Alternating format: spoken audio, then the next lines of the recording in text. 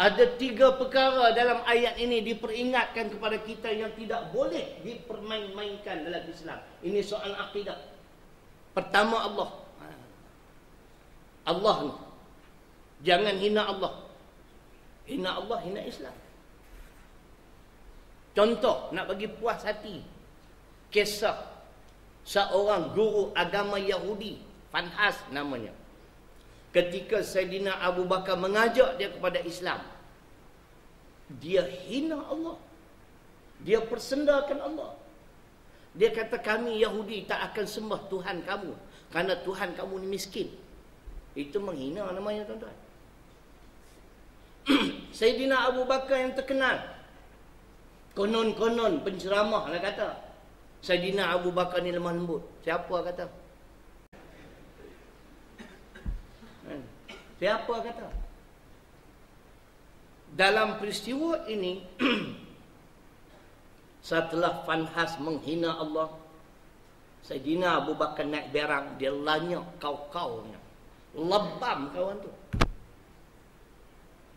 Si Fanhas pergi mencari Nabi SAW. Saya bercakap ada dalil Quran, bukan cakap kosong. Sebentar lagi saya bagi dalil. Pergi cari, mengadu pada Nabi. Tengok Muhammad, habis muka aku lebam, kena lanyak. Nabi bertanya, angkara siapa ni? Sahabat kamu itulah, Abu Bakar. Lalu Abu Bakar dipanggil. Nabi bertanya, apakah benar Abu Bakar kamu yang melanyak dia? Betul. Kenapa kamu berbuat demikian? Dia hina Allah. Hina Allah, hina Islam. Hina Islam, hina kamu. Allah menurunkan ayat 181 surah ketiga Ali Imran, membenarkan tindakan Saidina Abu Bakar. Tindakan dia benar, sewajarnya begitu. Laqad sami'allah qaulal ladzina qalu innallaha faqirun wa nahnu aghniya. Surah ketiga Ali Imran ayat 181. Sesungguhnya kata Allah, kami mendengar perkataan orang-orang yang mengatakan Allah itu miskin dan kami adalah golongan kaya. Sekaligus bila turun ayat ini, makna tindakan Abu Bakar tidak salah. Kerana ni orang bukan Islam ni biadab ni. Dia hina Allah, hina Islam. Hina Islam, hina Muhammad sallallahu alaihi wasallam. Yang kedua yang kita tidak boleh mempersenda-sendakan ialah ayat-ayat Allah. Perintah-perintah Allah. Kalau kita tak nak solat, orang nak solat, jangan cakap lebih kurang. Boleh rosak akidah, jadi kafir. Kita digempakan dengan pasangan orang Tionghoa, Alvin Tan dan Vivian Lee, di mana kedua-dua mangkuk hayun ni telah menghina ibadah puasa umat Islam. Dia orang makan bak kutih, tahu bak kutih? Sup tulang babi. Jadi dia selamat berbuka puasa, enak dan sebagainya, halal. Tuan, tapi tuan-tuan kena tanyalah kenapa jadi demikian.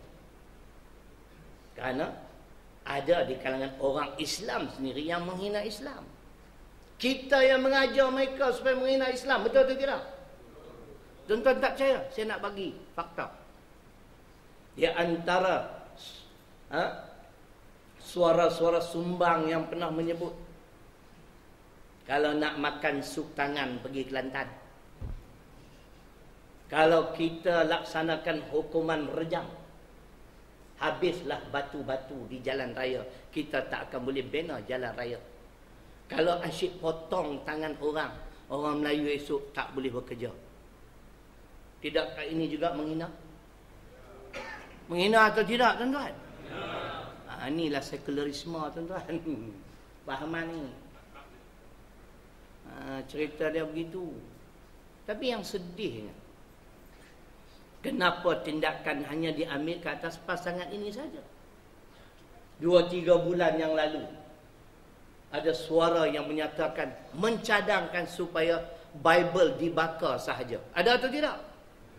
Saya simpan keratan tu. Mana tahu ada orang cabar saya, I'll produce my evidence in court. No problem. Saya cakap ada dalil. Ada seorang lagi yang menyatakan, yang menghina Tuhan sembahan orang-orang India yang beragama Hindu. Ada atau tidak? Tuan-tuan korang baca ni lah masalah. Kan? Kenapa tidak diambil tindakan ke atas kedua-dua mereka? Kita nak tanya apa biasa? Kesemua, ketiga-tiga mereka ni menghina agama lain. Kita baca firman Allah. Di dalam Islam, surah ke-6, ayat 108 Al-An'am. Tu imam kena tulis ayat ni. Islam dah lama dah mengajar kita. Jangan mencerca, jangan menghina agama lain. Nampak tuan-tuan? Suruh bakar Bible. Hina Tuhan, tokong sembahan orang India beragama Hindu. Wala tasubbul ladina yad'una min dunillah fayasubbullah. Dan janganlah kamu mencerca sembahan-sembahan mereka selain daripada Allah. Nanti mereka pula akan mencerca Allah. Inilah balasan. Nampak tak? Kita hina agama mereka, mereka hina agama kita.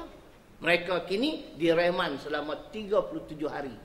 Mereka akan dihadapkan ke mahkamah pada 24 Ogos ini, akan dibicarakan sabit kesalahan, penjara 2 hingga 5 tahun.